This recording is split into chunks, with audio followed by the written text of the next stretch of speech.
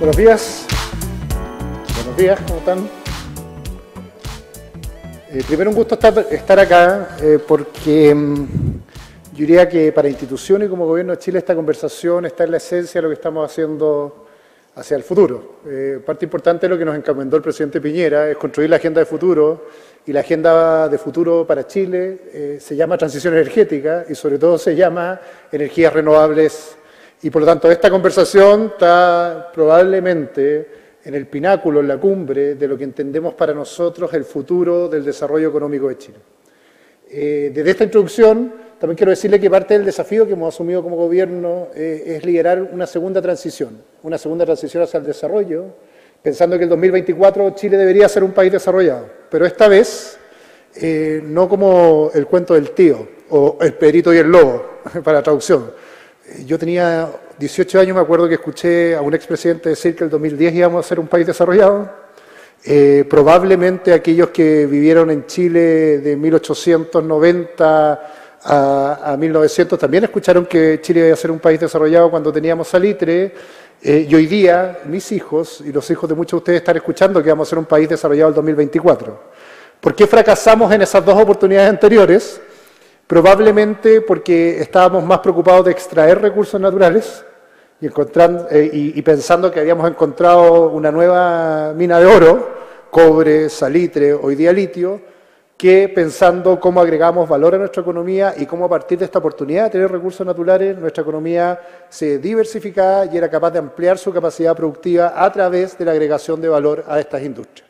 Y esta reflexión, parto por eso en este contexto, yo creo que tiene mucho que ver con la conversación sobre el hidrógeno verde o sobre las fuentes de energía renovables no convencionales. Esto no son plataformas para producir más, sino son formas de producir que tienen que ver con la economía del futuro y que para nosotros son la oportunidad de desarrollo hacia adelante. Parto desde ahí entonces. Quiero hacer un contexto más global, pero yo soy patológicamente optimista. Siento que Chile está en este punto de inflexión, en que efectivamente hemos hecho las cosas suficientemente bien los últimos 25 años para llegar al desarrollo, de manera que podemos estar aquí teniendo esta conversación. Construimos acuerdos múltiples respecto a que en realidad el Estado y la empresa tenían que cooperar y colaborar para alcanzar el desarrollo, en que la base del desarrollo era el crecimiento, pero si ese crecimiento no era igualitario, era un crecimiento que finalmente era egoísta y no provocaba desarrollo, sino que solo provocaba aumentar los números en el PIB, y además entendimos que la colaboración o la construcción de redes finalmente era la única posibilidad de agregar valor a la economía y no finalmente que 2 o 3 ganadores o champions le fueran hacia adelante en el sector. Yo creo que esos 3 acuerdos o consensos básicos que alcanzamos entre el 90 y el 2010 nos pusieron dentro de los países de la OECD, nos pusieron a competir en serio y nos pusieron a reflexionar respecto a esta conversación que tenemos hoy día. Es decir, libertad de empresa, un Estado colaborador, el crecimiento como palanca del desarrollo y un sistema más equitativo de distribución de los ingresos podían ser nuestra plataforma que nos hiciera viable esta posición de crecimiento. Entonces soy optimista porque creo que esto lo hemos hecho bien. El punto es que no es suficiente. Yo diría, esas son las condiciones de base, de borde, las condiciones habilitantes para que un país se desarrolle. El problema es un poco más de fondo. Tenemos algunas cosas que básicamente nos demuestran que esto no es suficiente si no cambiamos los lomos de toros que enfrenta nuestra economía. ¿Y cuáles son? El más importante es que nuestra economía sigue dependiendo casi única y exclusivamente de exportaciones. El 80% de estas exportaciones además son materias primas y el 50% de estas materias primas son recursos minerales. Es decir, vamos súper bien, tenemos las condiciones habilitantes para desarrollarnos, sin embargo seguimos siendo monodependientes y al igual que en el siglo XIX que miramos el salitre, hoy día miramos el cobre. Y yo que estoy en esta linda agencia pública, miramos el litio y nos dicen, bingo, encontramos un nuevo material, vamos a llegar al desarrollo. Sin embargo, como les dije al principio, no es suficiente porque con esto, hasta el día de hoy, estamos donde estamos. Segundo gran lomo de toro, nuestra inversión en I+D es brutalmente baja, pero además la realiza casi única y exclusivamente el Estado. Invertimos un 0.37% del PIB en innovación y desarrollo. Quizás esa no es la peor noticia, aunque muy mala, es que esta inversión 2/3 la hace el Estado y las empresas la hacen muy poco. O sea, en un país de la OECD normal, la inversión es sobre 4 puntos del PIB, entre 3.5 y 4 puntos del PIB, pero esa inversión, además, el grueso la hacen las empresas. O sea, las empresas entienden el valor de innovar nuestras empresas todavía no entienden el valor de innovar, solo el 24% de las pequeñas y medianas empresas innovan. Tercera cosa, que yo diría que más que una amenaza, más bien es lo que nos está pasando como sociedad global, pero que tiene que ver con nuestro desarrollo mucho más fuerte siendo un país del margen, en esta lógica, donde se devuelven los aviones, como decía un profesor mío, es que tenemos desafíos gigantescos que están enfrentando nuestra economía y que nuestra capacidad de adaptación ha sido lenta.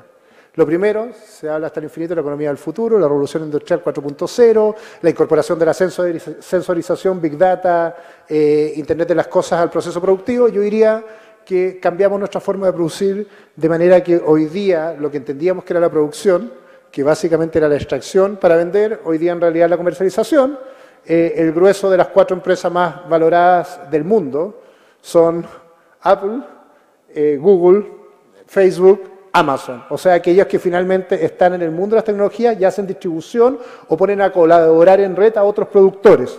Y son las que se valorizan. Solo el año 96 las más valiosas eran Exxon, Shell y otras compañías. O sea, el cambio de la mirada global en el mundo productivo es esto, y además impresionantemente en 5 años han duplicado su valor este tipo de empresas.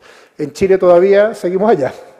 Pregúntense en el dato cuáles son las empresas más valiosas de Chile y van a encontrar que estamos mucho más parecidos al mundo del 96 que al mundo actual. Segundo, gran conversación, tiene que ver con la sostenibilidad y cambio climático. Ahí voy a llegar ahora en esta presentación. Es decir, el cambio climático global está afectando el comportamiento de las economías, y este comportamiento de las economías respecto a su relación con la sustentabilidad ya no es un problema hippie, como se pensaba en los años 90, como que era un problema de unos verdes que andaban por ahí, sino es un problema productivo. Efectivamente está disminuyendo nuestra productividad el impacto que tiene nuestra producción en el medio ambiente. Tercero y más grande, sociedades empoderadas. Esta reflexión crítica, varios de acá están en la industria de la minería, es mucho más profundo. Pregúntense ustedes cuánto está demorando un permiso ambiental. Muchas veces creemos que el problema es la burocracia, pero es la relación con los entornos y el valor que se le agrega al entorno es el principal escollo que hoy día enfrentan los proyectos. Vengo saliendo de un seminario País Digital y me encantaba cómo hablaban de Cabify y Airbnb, las redes de colaboración como la economía del futuro. Yo le decía, sí, pero a un lado está Uber y al otro lado la resistencia al cambio de los taxis y el frenazo regulatorio que muchas veces provocan estos cambios. Lo mismo pasa en la minería. A un lado está la agregación de valor del litio, la producción del litio, y por este lado tenemos un recurso de protección presentado por las comunidades indígenas respecto a si debió haber ido consulta indígena o si quieren explotar el litio en el Salar de Atacama. Esta reflexión crítica o esta relación con los entornos hoy día de cualquier industria es esencial para entender que no hay economía que se desarrolle si no es capaz de entender que esta sociedad empoderada, con harta posibilidad de presionar la regulación para frenar los cambios, son la esencia finalmente del proceso productivo y cambian la dinámica en que las empresas se relacionan con sus entornos, porque tienen que entender que estos entornos hoy día sí son relevantes para producir. Y último caso, el envejecimiento de la población, que más que un problema es una realidad práctica que va a enfrentar la economía del futuro, porque básicamente el 25% de nuestra población en el corto plazo va a ser adulto mayor, y esto va a significar no solo que tenemos una fuerza productiva con capacidad de producir y movilizada, sino que muchas veces va a significar además que este capital humano le cuesta mucho más adaptarse a este proceso de transformación. ¿Qué significa esto? Que así como soy patológicamente optimista sobre las posibilidades de desarrollo de Chile y siento que tenemos estos lomos de toro que enfrentar en este desarrollo, me doy cuenta, o nos damos cuenta como gobierno, que hay un tren que está avanzando súper rápido hasta esta economía del futuro y tenemos que subirnos más rápido de lo que nos estamos subiendo porque nos vamos a quedar atrás. Como les contaba el siglo XIX, vamos a terminar diciendo, hoy se acabó el salitre, ¿qué hacemos hoy día? Se acabó el cobre, ¿qué hacemos hoy día? Y la discusión en realidad es cómo estas cosas que están pasando podemos más rápidamente enfrentarlas económicamente. Lo primero y más simple, parece que no tiene que ver con la conversación sobre hidrógeno, pero tiene mucho que ver, y les voy a explicar después, es incorporarnos rápidamente en una tecnología, incorporar tecnologías en nuestras industrias y empresas. El nivel de resistencia a la incorporación tecnológica o la transformación digital de las empresas chilenas es brutal. Lo voy a mostrar más adelante, el 78% de las empresas en Chile creen que no necesitan adaptarse a la revolución digital o no necesitan transformación digital, que lo están haciendo bien. El 90% de esas mismas empresas dicen que usan Internet solo para mandar correos.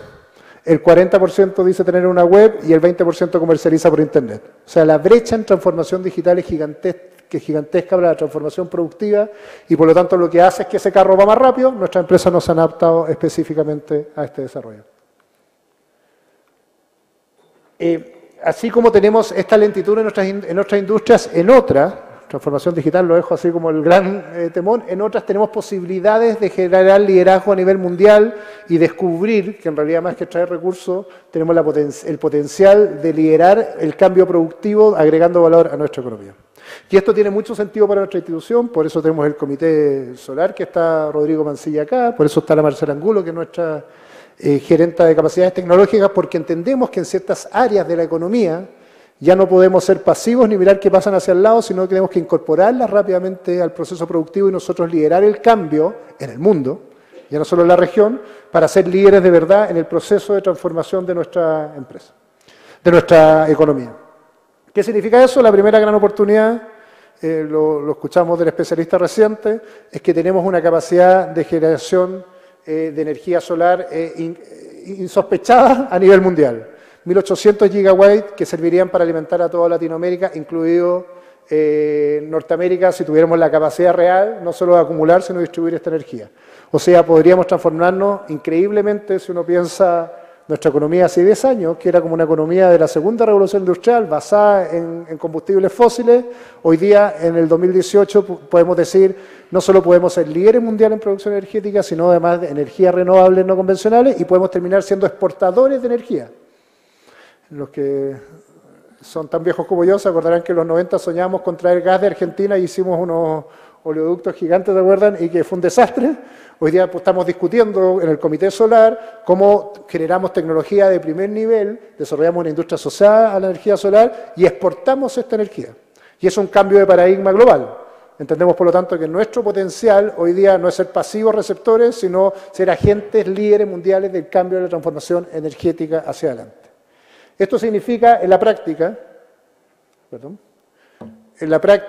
que pasan cosas como esta.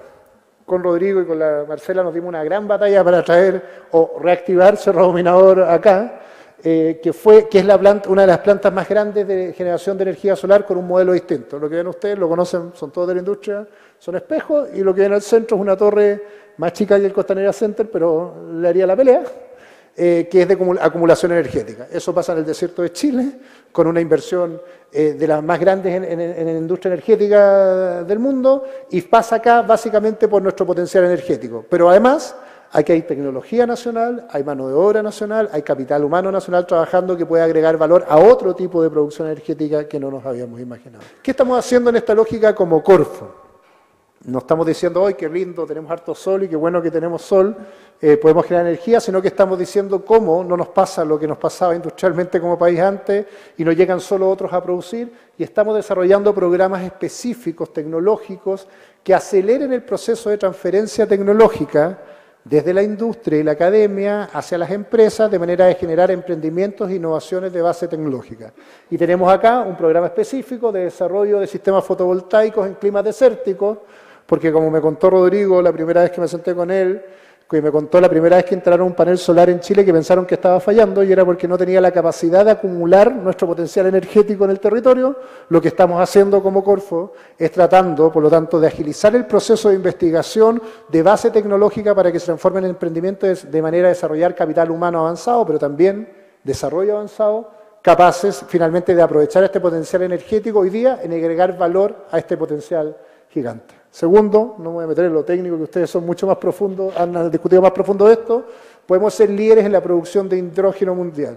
El hidrógeno, lo hemos discutido y lo haré de la filosofía, es maravilloso, está libremente disponible, está en todos lados, es de acceso igualitario, a diferencia de otras fuentes de energía tradicionales, todos los países lo tienen. El problema es que la ventaja competitiva la va a tener aquel que sea capaz de acelerar su proceso de separación, de producir, de generar energía más barata y a más bajo costo y con menos posibilidad de contaminación para separarlo e incorporarlo a su proceso productivo. Es decir, está en todos lados. Todos estamos muy entusiastas aquí con el hidrógeno verde, pero el que gana la carrera o el que gana la competencia es el que es más eficiente en usar la fuente energética primaria para transformarlo en energía, y por lo tanto nosotros tenemos la posibilidad, porque tenemos el sol, pero tenemos la brecha entre cómo somos capaces de aprovechar mejor esta fuente energética para producir hidrógeno e incorporarlo a nuestra industria. Y esa rediscusión a los precios actuales no está resuelta, porque básicamente el sentido de nosotros y la GIZ de realizar esta reflexión es encontrar los puntos que hagan esto posible. No quiero, esto no es una reflexión académica de lo bonito que es una reflexión profunda, productiva, de cómo somos capaces de aprovechar nuestro verdadero potencial competitivo, que es energía a disposición gratuita, pero capacidad de producirla a bajo costo para hacer producción energética. Y como institución, se volvió loco, ahí. Tenemos además 3 oportunidades más grandes para esto. Lo primero, somos el primer productor mundial del litio y por lo tanto podemos tener una fuente de acumulación energética, ahora no solo de generación energética de primer nivel, y como Corfo hemos desarrollado una línea gigantesca para agregar valor a esta industria. Lo hemos anunciado varias veces, pero vamos a hacer la inversión más grande que ha hecho el Estado en su historia en un centro tecnológico, en uno de transición energética del litio en Antofagasta, que queremos que sea el foco de esta investigación, $200 millones en los próximos 14 años, y esto significa en la práctica recursos públicos que emanan de la gestión de litios para ver cómo a través de este proceso de transición energética aprovechamos esta ventaja competitiva de la energía renovables no convencionales, pero la transformamos hoy día en producción de energía limpia como el hidrógeno. Y lo segundo es que somos el principal productor de cobre de baja emisión en el mundo. O sea, no solo tenemos sol, sino que tenemos litio y tenemos cobre, y por lo tanto se están juntando los vectores para que esta industria se desarrolle. ¿Cuál es el verdadero desafío en la sustentabilidad? Es que básicamente nuestro componente económico habilitante, que es la energía solar a bajo costo, hoy día requiere tecnología de primer nivel para alcanzar los niveles de desarrollo que queremos. Para esto, además, estamos trabajando 2 consorcios tecnológicos que están en curso y que trabajan específicamente en esto. Lo primero, estamos trabajando fuertemente en combustión dual de hidrógeno diésel para camiones de extracción minero y hemos desarrollado programas específicos a través de la investigación que hacemos en el programa Minería Alta Ley y los consorcios tecnológicos para incorporar el uso de hidrógeno a los camiones mineros, uno de los principales consumidores de combustible, pero además más altamente contaminantes, y además estamos desarrollando células de combustible para flotas minarias con énfasis en minería subterránea. Es decir, agarramos nuestro potencial competitivo y lo estamos transformando a través de estos centros tecnológicos en que trabaja la industria, la universidad y Corfo en diseñar finalmente procesos de investigación que redunden en transferencia tecnológica para que particularmente como primeras aplicaciones se desarrollen en estas industrias la utilización del hidrógeno. Es ver si es viable económicamente y no solo ser viable económicamente, si es que podemos desarrollar investigación propia capaz de incorporar estas tecnologías en el proceso productivo. Le conté lo del centro, dos reflexiones, antes que Alicia me siga mostrando el cartel, 2 reflexiones profundas acá. La primera y más importante, esto es imposible si solo dependemos de estos centros tecnológicos, programas tecnológicos o consorcios tecnológicos que hace el Estado. Es imposible si solo el sector público es el que da el empujón para que se produzca la innovación. El desafío es mucho más grande. Chile va a llegar a este modelo o a este nivel de desarrollo que hemos prometido como gobierno solo en la medida que entendamos que necesitamos ampliar la base de nuestra economía. ¿Y qué significa esto? Que emprendedores e innovadores sean capaces de desarrollar tecnología e innovación de primer nivel que amplíe no solo las posibilidades económicas de estos emprendedores, sino que acelere el proceso de diversificación productiva e incorporación de nuevas ideas dentro de los procesos productivos tradicionales. Las empresas grandes son lentas, se demoran en hacer procesos de innovación. Las empresas chicas son rápidas, flexibles e innovadoras en desarrollar este proceso de innovación. ¿Cómo logramos finalmente que estos miles de innovadores y emprendedores que funcionan en el ecosistema o empresas medianas y grandes que funcionan en nuestro ecosistema incorporan sus innovaciones al proceso productivo y permiten ampliar la base de la economía y tener un modelo de desarrollo que hoy día se sustenta en otros pilares que los que miramos cuando exportamos el 80% de nuestros recursos naturales? Cierro con una frase que encontré de Julio Verne dando vuelta por ahí, que es una reflexión bastante sofisticada, pero que es bastante básica para entender lo que viene. Cuando yo hablo de ampliar la base de la economía y cuando el gobierno hablamos de ampliar la base de la economía, estamos hablando de descubrir posibilidades productivas que no nos imaginamos como país hace 20 años, hace 10 años o hace 2 años.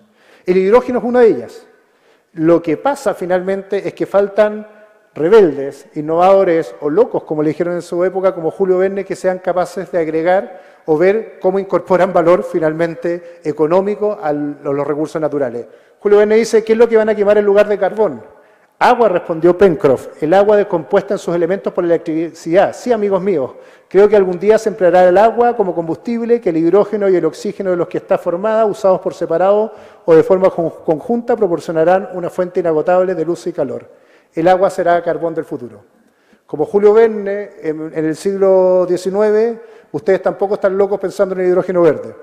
Pero la reflexión no es la de un narrador o un poeta, la reflexión es de un emprendedor, un empresario, un innovador. ¿Cómo hacemos posible que esto que alguien soñó hace un siglo, hoy día se transforme en realidad para generar finalmente valor económico para nuestra economía? En eso estamos. Gracias.